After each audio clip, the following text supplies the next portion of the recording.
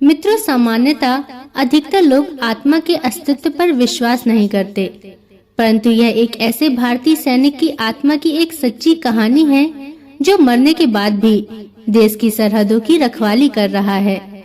इस सैनिक की आत्मा के अस्तित्व को भारतीय सेना ने भी स्वीकार किया है। यह सैनिक सन 1968 में भारतीय चीन बॉर्डर पर ड्यूटी करते समय शहीद हो गया था।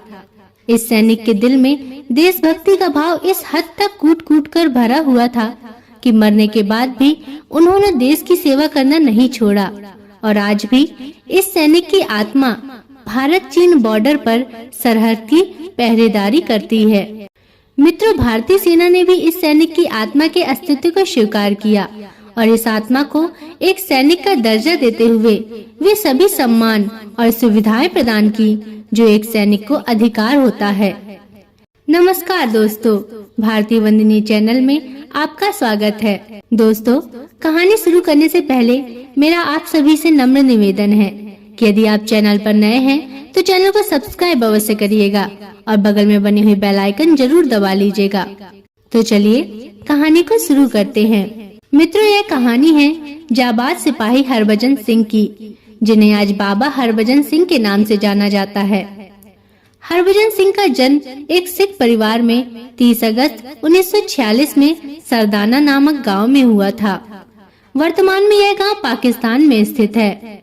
20 वर्ष की आयु होने पर सन 1966 में हरभजन सिंह भारतीय सेना की पंजाब रेजिमेंट की 24वीं बटालियन में बतौर सिपाही भर्ती हो गए, जिसके बाद उनकी पोस्टिंग सिक्किम राज्य में भारत चीन बॉर्डर पर नाथुला दर्रा पर कर दी गई। सिक्किम राज्य में भारत चीन बॉर्डर पर नाथुला दर्रा पर कर दी गई।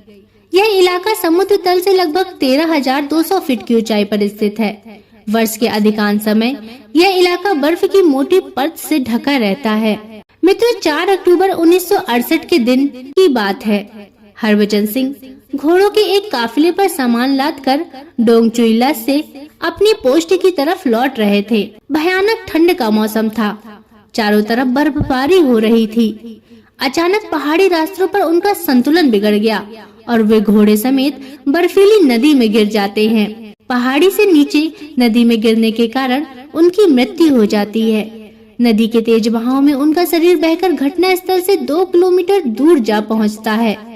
जब हरभजन सिंह समय से अपनी पोस्ट पर नहीं पहुंचे, तब सेना ने उनकी खोज शुरू कर दी। बहुत ढूंढने पर भी जब हरभजन सिंह नहीं मिले, तब सेना को लगा कि हरभजन सिंह अपनी ड्यूटी से बचने के लिए कहीं भाग गए हैं। इसके बाद सेना ने हरभजन सिंह को भगोड़ा घोषित कर दिया। कुछ दिनों के बाद हरभजन सिंह की आत्मा ने अपने साथी को सपने में बताया कि वे भगोड़े नहीं हैं, बल्कि उनकी मृत्यु हो चुकी है और उनका शरीर इस स्थान पर फंसा हुआ है। सुबह होने पर जब साथी सैनिकों ने उस जगह पर हरभजन सिंह की तलाश की, तो उन्हें उसी जगह पर हरभजन सिंह का शव मिला। शव के साथ ही उनकी राइफल भी मिल गई। सेना ने गलती से हरभजन सिंह को भगोड़ा मान लिया था। उनका शव मिल जाने के बाद सेना ने अपनी गलती सुधारी और पूरे सैनिक सम्मान के साथ हरभजन सिंह का अंतिम संस्कार किया। मित्रों, मृत्यु के समय हरभजन सिंह की आयु मात्र 22 वर्ष की थी। कुछ समय बाद हरभजन सिंह की आत्मा फिर से अपने साथी सैनिक के सपने में आई और कहा, मेरा सिर्फ शरीर गया है, लेकिन मेरी आत्मा आज भी सीमा पर ड्यूटी कर रही है। साथी सैनिकों ने इस सपने की बात को अपना वहम समझा और इस पर कोई ध्यान नहीं दिया। लेकिन कुछ दिनों के बाद उन साथी सैनिकों के साथ कुछ अजीब घटनाएं होने लगी।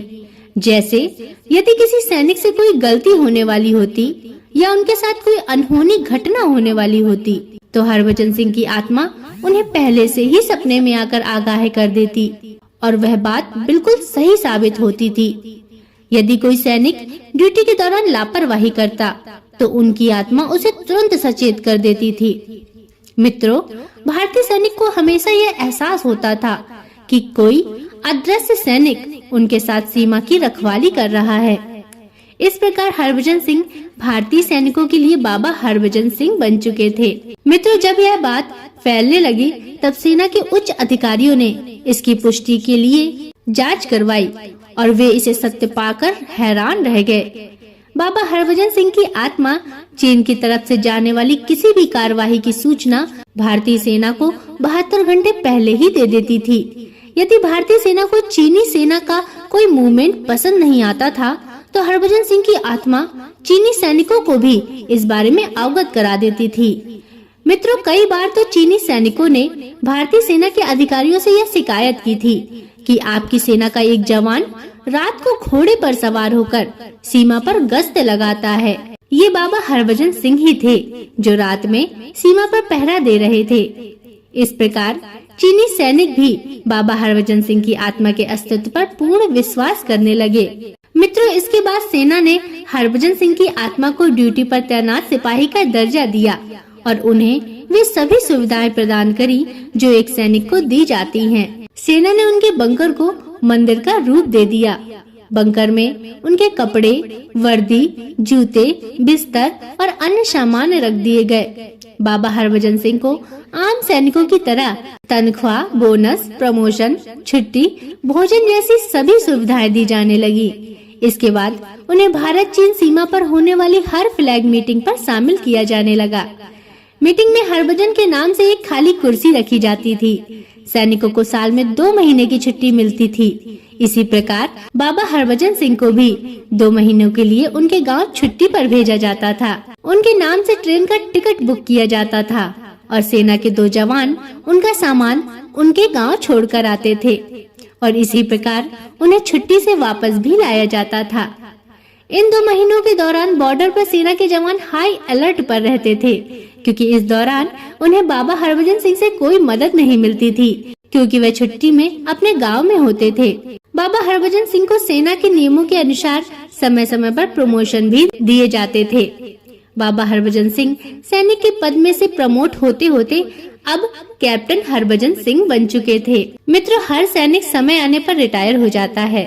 इसी प्रकार कैप्टन बाबा हरभजन सिंह को भी 2005 में रिटायर किया जाना था, परंतु ड्यूटी के प्रति उनकी निष्ठा को देखते हुए उनका कार्यकाल 1 साल और बढ़ा दिया गया। इस प्रकार 2006 में कैप्टन बाबा हरभजन रिटायर हो गए। मित्र, रिटायरमेंट के बाद हरभजन सिंह की माताजी जीवित रहीं। उन्हें हरभजन सिंह के नाम से पेंशन भी मिलती रही। इसके बाद सेना ने उनके नाम से एक भव्य और विशाल मंदिर का निर्माण करवाया और यहाँ उनकी मूर्ति स्थापित की गई। इस मंदिर में बाबा जी का ऑफिस और बेडरूम बनाए गए हैं। रिटायरमेंट के बाद बाबा हमेशा के लिए अब इस मंदिर में रहने लगे हैं। मित्रों, भारतीय सेना बाबा हरभजन सिंह के दोनों मंदिरों की देखभाल करती है। बाबा जी के कमरों की दोनों समय सफाई की जाती है। उन्हें चाय, नाश्ता और भोजन समय समय पर परोसा जाता है। बाबा हरभजन सिंह आज भी सीमा पर मुस्तैदी से ड्यूटी कर रहे हैं। मित्रों, आप विश्वास नहीं करेंगे, परंतु यह सत्य है कि सुबह जब उनके कमरे की सफाई की जाती है तो उनके जूतों पर मिट्टी लगी मिलती है और उनके बिस्तर पर सलवटें दिखाई देती हैं, जैसे इस बिस्तर पर कोई लेटा हो। उस इलाके में जब भी कोई नया सैनिक ड्यूटी ज्वाइन करता है तो सबसे पहले बाबा जी के मंदिर में माथा टेकता है और उनसे प्रार्थना करता है कि बाबा जी सीमा पर उनकी रक्षा करें। मित्रों, बाबा हरभजन सिंह के प्रति उनके भक्तों में गहरी आस्था है, इसलिए बाबा जी के मंदिर में भक्तों की भारी भीड़ उमड़ती है। सभी भक्तों की सुख सुविधाओं और देखरेख का जिम्मा भारतीय सेना ने उठा रखा है। बाबा के भक्त इस मंदिर में आकर अपनी मन्नत कॉपी में लिख कर जाते हैं। ऐसी मान्यता है कि बाबा जी ड्यूटी से लौटकर उनकी समस्याएं पढ़ते हैं और उनकी मदद करते हैं। भक्त इस मंदिर में प्रसाद के रूप में पानी की बोतल चढ़ाते हैं। मित्रों, ये बाबा हरभजन सिंह की कहानी एक सच्ची कहानी है। मित्रों, हमने अपने जीवन में देशभक्ति तो कई देखे हैं, पर मृत्यु के बाद भी ऐसी देशभक्ति सिर्फ बाबा हरभजन सिंह की ही देखने को मिलती है। मित्रों, बाबा हरभजन सिंह का मंदिर सिक्किम में है। यह मंदिर राज्य की राजधानी गंगटोक से 59 किलोमीटर की दूरी पर नाथले दर्रे पर स्थित है। इस मंदिर में भक्तों की अटूट श्रद्धा है और बड़ी संख्या में श्रद्धालु दर्शन के लिए उपस्थित होते हैं। इस मंदिर में भारतीय सैनिकों की भी बड़ी श्रद्धा है। मंदिर पर वे अपना सिर झुकाते हैं और उन्हें सलाम करते हैं। दोस्तों, आशा करती हूँ कि आपको यह सच्ची कहानी पसंद आई होगी। अगर इसमें कोई त्रुटियां हों तो मुझे क्षमा करें और अगर आपको कहानी पसंद आई है तो वीडियो को लाइक जरूर करें और चैनल को सब्सक्राइब अवश्य करें और कमेंट में हमें बताएं कि आपको कहानी कैसी लगी। तो अब अगले वीडियो तक के लिए नमस्कार।